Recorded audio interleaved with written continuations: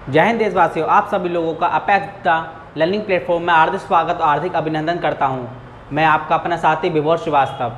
कल मैंने आप सभी को बताया था कि राष्ट्रगान कब लागू हुआ था, इसको राष्ट्रीय गीत कब लागू हुआ था, इसको पहली बार कहां पर गाया गया था। मैंने आप सभी लोगों को इसके बारे में बताया था। आज हम इसके बारे में और जानकारी प्राप्त करते हैं। एक क्वेश्चन आता है कि महात्मा गांधी जी को किस अधिवेशन में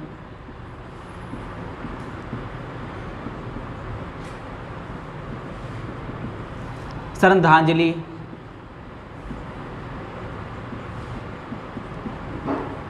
दी गई थी।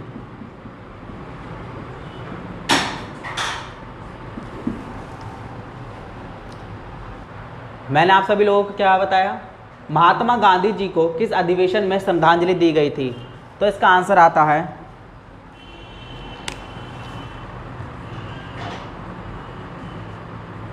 संविधान सभा के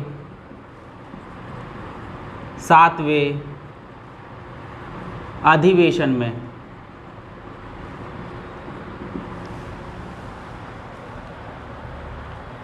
जैसे कि मैंने आप सभी लोगों को कल बताया था कि जो राष्ट्रीय गान है वो आप सभी लोगों को कलकत्ता अधिवेशन में गाया गया था।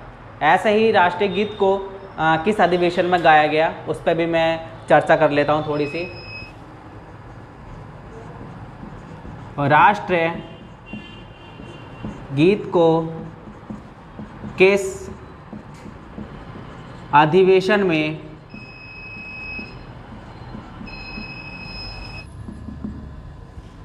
गाया गया था?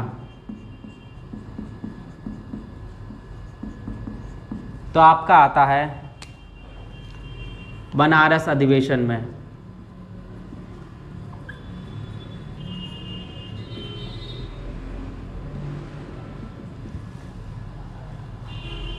किस अधिवेशन में गाया गया था? बनारस अधिवेशन में। एक क्वेश्चन आता है कि भारतीय संविधान को पूर्णतः हस्तलिखित किसने किया था? भारतीय संविधान को पूर्णतः हस्तलिखित किसने किया था? इसका आंसर आता प्रेम बिहारी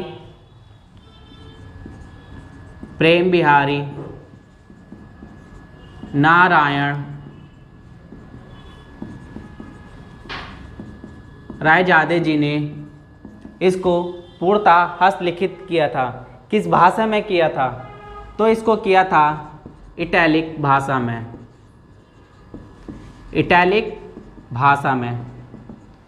और आप सभी लोगों को पता है कि हमारा भारतीय संविधान को सुरक्षित किस में रखा गया है? हीलियम में। हीलियम में इसको रखा गया है। अब आता है कि इसमें जो संविधान सभा के जो पृष्ठों का जो हिंदी संस्करण को सजाने का जो कार्य किया था वो किन्होंने किया था? इसके पृष्ठों को सजाने का कार्य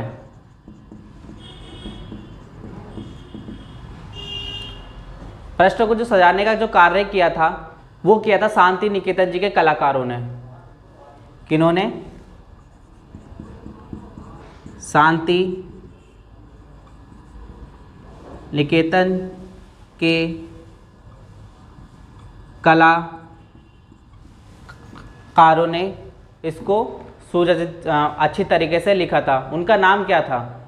उनका नाम था बिनुहर राम मोहर एंड नंदलाल बोस जी ने किया था। किन्होंने किया था? इनके कलाकार बिनुहर राम मनोहर। और किसने किया था साथ में? नंदलाल बोस द्वारा किया गया था। नंदलाल बोस द्वारा किया गया था। अब बात करते हैं संविधान सभा का जो प्रतीक है वो है क्या। क्वेश्चन क्या है मेरा, संविधान सभा का जो प्रतीक है, संविधान का प्रतीक क्या है।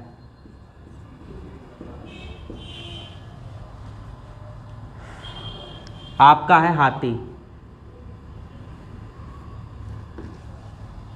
ये मैंने आपको कुछ बेसिक जानकारी दी है, और भी कुछ महत्वपूर्ण तथ्य जानते हैं।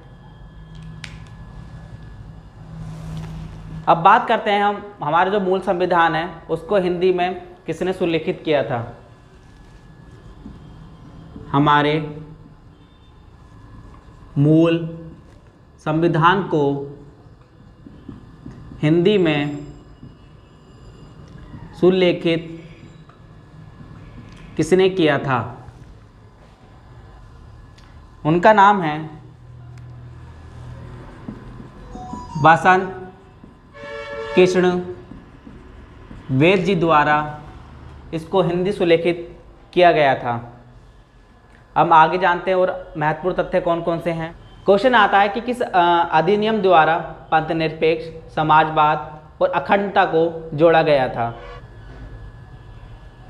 उस पर हम चर्चा करते हैं।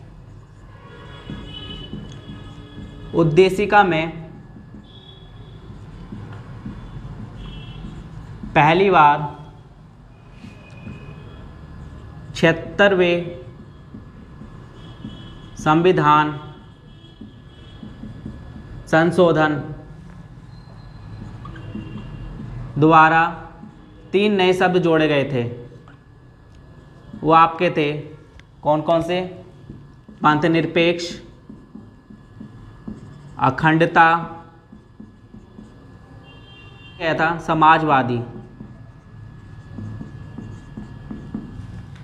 ये जो 76वें जो संविधान संशोधन है ये कब आया था, ये आया था आपका 1976 में।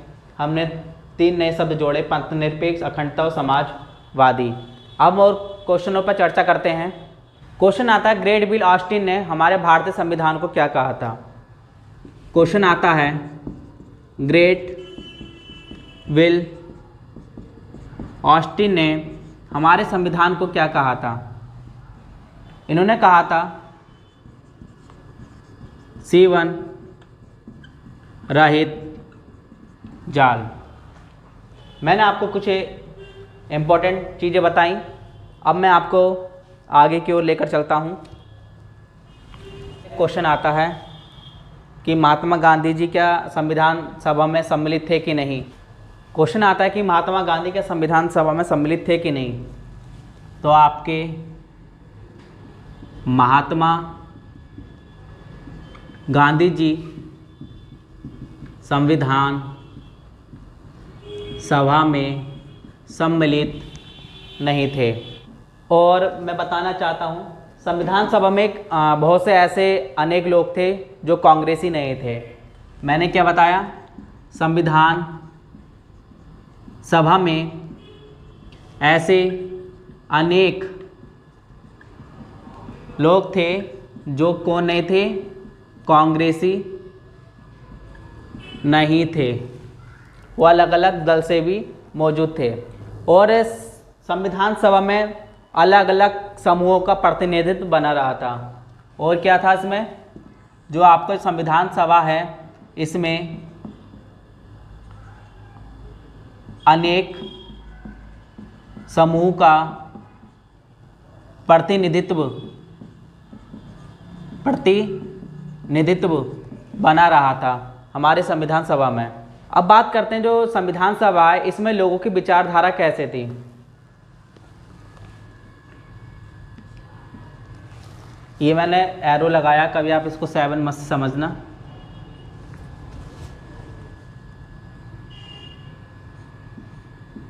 ये एरो लगाया है मैंने, यहाँ पर भी मैंने ये एरो लगाया है। बात करते हैं जो संविधान सभा है इसमें लोगों की जो विचारधारा थी, संविधान सभा में जो विचारधारा कैसे थी।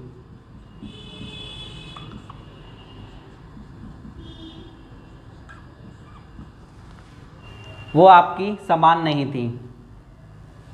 वो आपकी कैसे नहीं थी? समान नहीं थी। मैंने आपको क्या क्या बताया? महात्मा गांधी संविधान सभा में सम्मिलित नहीं थे। संविधान सभा अनेक लोग थे संविधान सभा में, वो कांग्रेसी नहीं थे।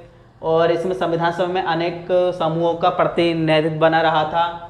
और संविधान सभा में जो विचारधाराएं थी लोगों की, वो आपकी समान नहीं थी।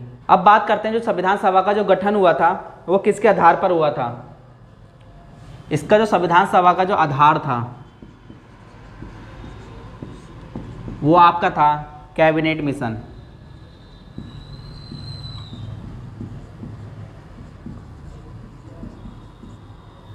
के आधार पर संविधान सभा का गठन किया गया था। आधार क्या था गठन का? कैबिनेट मिशन था। अब हम बात करते हैं कि स्वतंत्र भारत के पहले मंत्रिमंडल में कौन थे और अंतिम सरकार में कौन थे। हम उसकी चर्चा करते हैं, देखते हैं उस पर कौन कौन से लोग थे, नेताएं थे जो अध्यक्ष थे।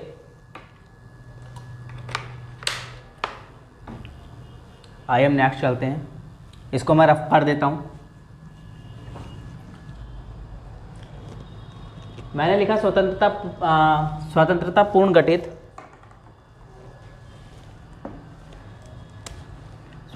पूर्ण गठित अंतरिम मंत्रिमंडल।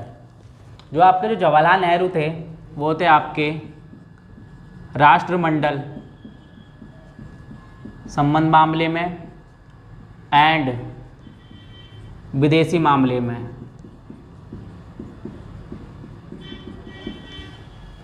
अब हम बात करते हैं सरदार वल्लभ भाई पटेल। पटेल थे गृह, सूचना और प्रसारण मंत्री थे।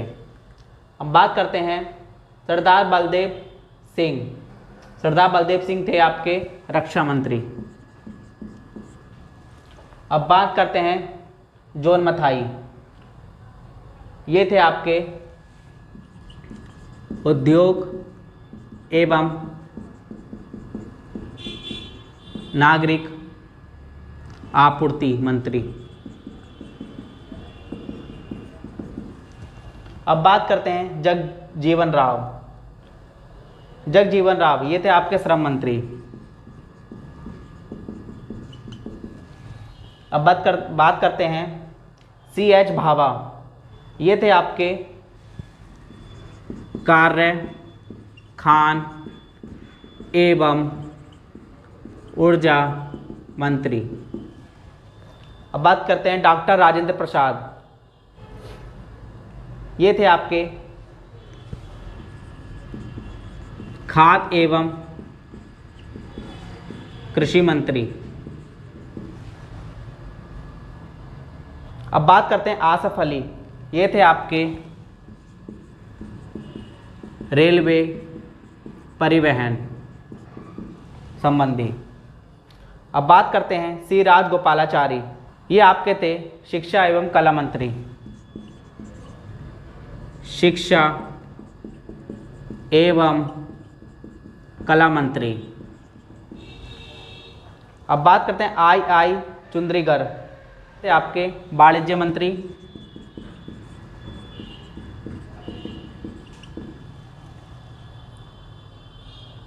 लियाकत अली खां। ये थे आपके वित्त मंत्री।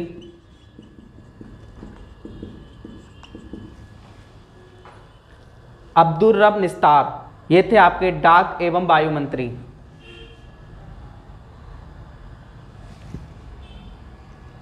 ये थे आपके डाक एवं वायु मंत्री। गज्जाफर अली खान। ये थे आपके स्वास्थ्य मंत्री। ये थे आपके स्वास्थ्य मंत्री। जोगेंद्र नाथ मंडल। ये थे आपके विधि मंत्री। मैंने आप सभी लोगों को ये सभी 14 के 14 जितने भी मेंबर थे मैंने आप सभी लोगों को बताया। और इसमें आप एक नोट डाउन लिख लीजिए।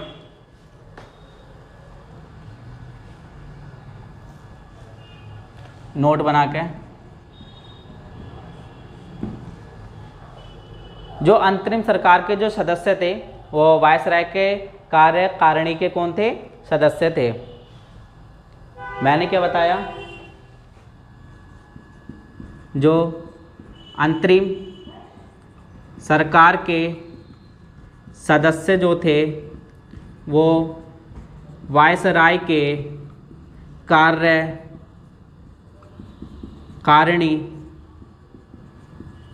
परिषद के सदस्य थे। अब बात करते हैं आखिरकार इसके उपाध्यक्ष कौन थे। तो इसके जो उपाध्यक्ष थे परिषद के उपाध्यक्ष ये आपके थे जवाहरलाल नेहरू। मैंने आप सभी लोगों को ये सब चीज़ें बताया। यदि आपको मेरी वीडियो अच्छी लगी हो तो लाइक एंड सब्सक्राइब करना, तो सभी लोगों को शेयर करना, लाइक करवाना और इसको नोट डाउन करना अपने नोट्स में। और मैं आप सभी लोगों के लिए एक अनाउंसमेंट करने जा रहा हूँ। जो लोग IAS PCS की जो तैयारी करते हैं, जो मेंस आंसर राइटिंग लिखते हैं, जैसे कि मैंने आपको कल के वीडियो में बताया था कि मैं आपके मेंस आंसर राइटिंग में मार्गदर्शन बना रहूँगा, हेल्प करता रहूँगा। तो ये दृष्टि के द्वितीय प्रशासनिक सुधार आयोग आया है रिपोर्ट के अकॉर्डिंग। तो इसमें जो पॉलिटी लेते हैं, जैन गवर्नेंस का जो मेंस लिखते हैं, उसमें जैसे सूचना अधिकार हो गया, मानव संपदा का व्यापक विस्तार हो गया, संकट प्रबंधन हो गया, शासन में नैतिकता हो गई, सार्वजनिक व्यवस्था हो गई, स्थानीय अधिशासन हो गया। इसमें गवर्नेंस के भी काफ़ी ज़्यादा चैप्टर हैं। ये मेंस एग्जामिनेशन की सीरीज़ है। कृपया आप रिपोर्ट आई है ये, इसको आप लिखिए, क्योंकि जो रिपोर्ट में आप जो भी लिखेंगे उसमें कम से कम आपका 1-2 नंबर एक्स्ट्रा बढ़ जाता है। जैसे आ गया महात्मा गांधी द्वारा 1925 में यंग इंडिया में बताए गए 7 सामाजिक पाप कौन कौन से थे। यदि आपने टैगलाइन लिख दी, जैसे बिना सिद्धांतों की राजनीति, बिना काम के धन, बिना अंतकरण के आराम, ये ऐसे ऐसे पॉइंट लिखा है। यदि आपने इस बुक से ये पॉइंट लिखा तो आपके लिए काफ़ी ज़्यादा हेल्पफुल रहेगा। इसलिए मैं कह रहा हूँ मेरे पे विश्वास कीजिए, ट्रस्ट कीजिए। ये मैं आप लोगों के लिए बुक्स दिखाने लाया था आज रिपोर्ट के लिए, ताकि जो लोग तैयारी स्टार्ट किए हैं उन लोगों को पता नहीं रहता कि क्या पढ़ना क्या नहीं पढ़ना। तो आप रिपोर्ट को आप ले लीजिए, सेकंड संस्करण का दृष्टि विजन IAS का काफ़ी अच्छा आपका हेल्पफुल रहेगा। तो मैं अपने वीडियो को विराम देता हूँ। जय हिंद, जय भारत।